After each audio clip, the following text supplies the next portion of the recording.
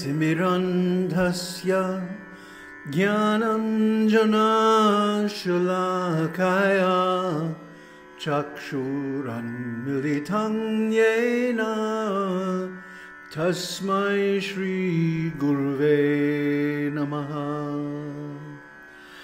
Aum Ganganadipataye Namaha.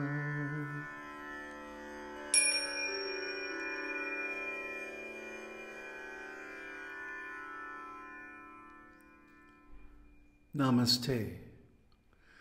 So here we go again, a new series.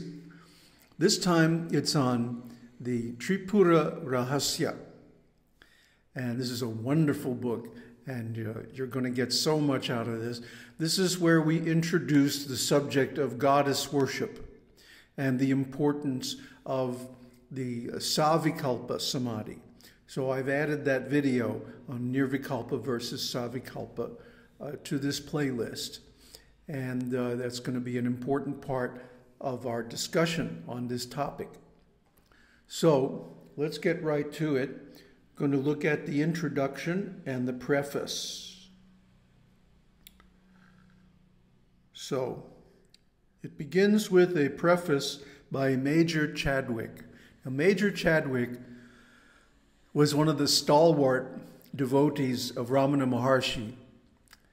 And he was British and originally stationed in India, and then came back again just to study with Ramana Maharshi. So he's a wonderful devotee, extremely sincere and powerful devotee. And Ramana made all sorts of concessions to help him, endure the Indian climate and so on. So he's a very important devotee in Ramana's group. He writes, Tripura-rahasya was considered by Bhagavan Sri Ramana Maharshi as one of the greatest works that expounded Advaita philosophy. It is regarded as one of the chief textbooks on Advaita, the reading of which alone is sufficient for salvation. In other words, if you get this, you can reach moksha. But you have to practice it, and you have to be qualified to practice it.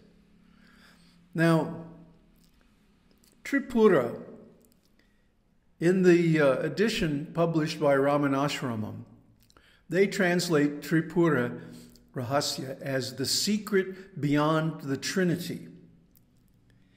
And while it certainly is that, you see, this is the pernicious influence of Neo-Advaita. Actually, Tripura is a name of the goddess, Ambal. Okay? Tripura means the three worlds. The earthly planetary systems comprising the Bhumandala. Those of you who are familiar with Vedas will know what I'm talking about. And then the heavenly Swarga planetary systems, where the demigods and great sages live.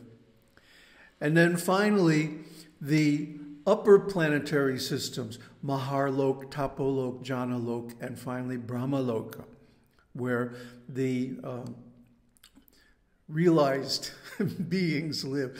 You think this world is just an accident? Do you think that the sun shining steadily day after day after day is just a random result of quantum mechanics or something? Well, if you do, you have artificial intelligence. Now, real intelligence means we see this wonderful manifestation of the world, and we cannot but be in awe at the intelligence behind it. If we see some wonderful piece of technology, like this phone that I'm taking the video on, we know that there's great intelligence behind it, and hard work, and lots of deep insights into the nature of how things work. But when we see this nature, I mean, it's just, many orders of magnitude more complex than anything human beings can even conceive of. So, what kind of intelligence is behind it? See? So, Tripura means that intelligence, that will, that energy behind these three planetary systems. And you say, well, we can only see, the solar system and these little rocks floating around the sun in orbit, But that's only because you're looking with these eyes, or extensions of these eyes, such as telescopes and so on. But there is a whole subtle creation that we can't see with these eyes. We talked earlier in the series on Uladu Narpadu about the 5 bodies. The meat body or food body, then that's called the Annamaya kosha. And then the Pranamaya kosha, the energy body. Now, some people in Western civilization, in alternative medicine, are getting into that now. But yogis have known about it for thousands of years. Pranayama, the regulation of the breath leading to control of all the energies of the body. Or Jñāna-yoga, using harmonic vibrations to create an energy field. Another deep, deep subject. These are all based on the pranamaya kosha, the energy body. And then there's the manomaya kosha, the mental body, where dreams come from, for example. And the vijnana-maya kosha, the intelligence body, which is the seat of will, imagination, and so on.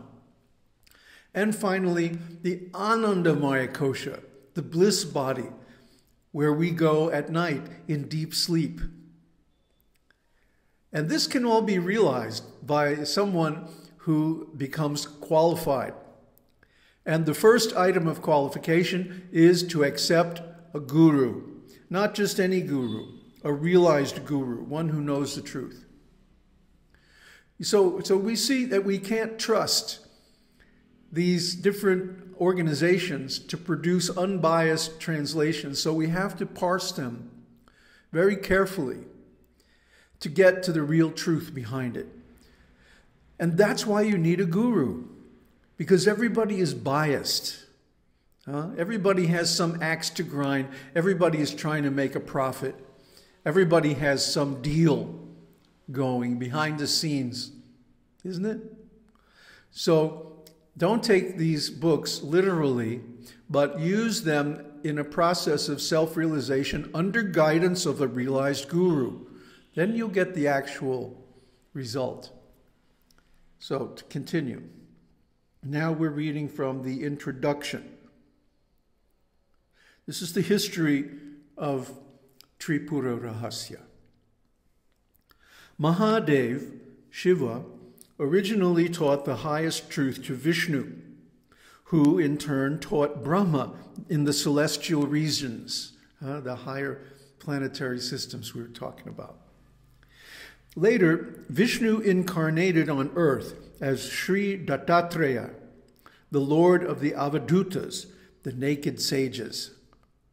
Well, we don't see them around too much anymore, but there used to be a whole disciplic lineage, parampara, of Avadhutas. And these are people who are completely beyond material desire. They don't care for this body. They don't care for anything. So they don't bother with clothes and all that stuff. So Dattatreya taught it to Parasurama, another incarnation. And Parasurama, of course, is a very powerful Kshatriya, with the added injunction that it should be communicated to Haritayana later on, who would later seek the truth from him. Parasurama thus realized the self by the guidance of Sri Dattatreya and dwelt on the Malaya Hill in South India, which is now in Kerala. A Brahmin by the name Sumanta living on the banks of the Saraswati, had a son, Alarka by name, who used to hear his mother be called Jai by his father. Being a child, he too addressed his mother I. He died in his childhood, and his last words on his deathbed were I. I. Only. This sound is sacred to the goddess, I. Now, I just made allusion to the common Spanish saying, that when the Spanish people want to address some or express some strong emotion, they go, I. And they are very, very strong devotees of the goddess in the form of Jesus' mother, Marie. Now, Mariana in India is Mariamma. And guess what? She's a form of goddess Ambal. So this accounts for the ascendancy, for example, spiritual ascendancy of the Orthodox Church, where Mary, Mother Mary or Mari, is seen as the actual power behind the throne of Jesus. So, of course, this is a correct view. So another point I want to bring up, I, the pronoun I is related to I. And also, in the ancient world, there was one culture until the Battle of Kurukshetra 5,000 years ago or so. And what happened in the Battle of Kurukshetra, all the qualified kshatriyas, kings, were wiped out. This was arranged by Krishna because Krishna is the Yuga avatar who presides over the change from the Dwapara Yuga to the Kali Yuga. We're now in the Kali Yuga, so there are no qualified kshatriyas. In fact, Krishna even arranged to have his own family killed off so that there would not be any qualified kshatriyas left in the world once he disappeared. So now we live in a world where the so-called kings and presidents and governments and all are all rogues and rascals. And there are no qualified brahmanas either, or very, very few, because one of the duties of the kshatriyas is to protect the brahmanas. And with all the qualified kshatriyas being gone, the brahmanas have gradually degenerated until now, they're just a joke, really. They're very, caste-oriented, body-oriented. If you're not born in a certain family, they don't recognize you as a brahmana, even though we went into this last time. Krishna says, Chatur Varnyam Maya Shrishtam Guna Karma Vibhagasaha. I created these 4 varnas, Brahmana, Kshatriya, Vaishya, Shudra, by quality and work. Guna Karma Vibhagasaha means to differentiate. He doesn't say Janma Jati Vibhagasaha, by birth, by family. But that's what the Brahmins today practice. So they're in direct conflict with Krishna's instructions. I think they're idiots, to tell you the truth.